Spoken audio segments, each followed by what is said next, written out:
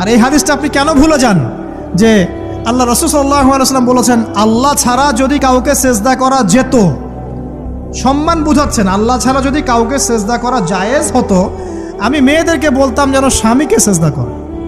কেন? কারণ আপনাকে রেসপন্সিবিলিটি, আপনার খাবার, আপনার ফুড, আপনার শেল্টার, আপনার মানে পুরো দায় দায়িত্ব নিজের হাড় ভাঙা পরিশ্রম দিয়ে, জীবনের ঝুঁকি নিয়ে স্বামী আপনার জন্য করে।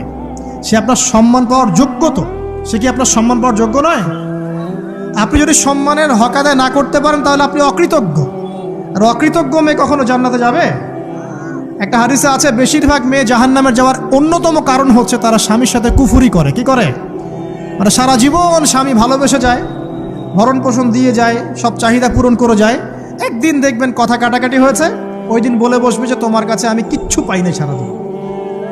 এই যে কুফুরি, এই কারণে তারা জাহান্নামে যেতে পারে বেশি। আল্লাহ হেফাজত করুন। আরেকটা কারণ হচ্ছে যে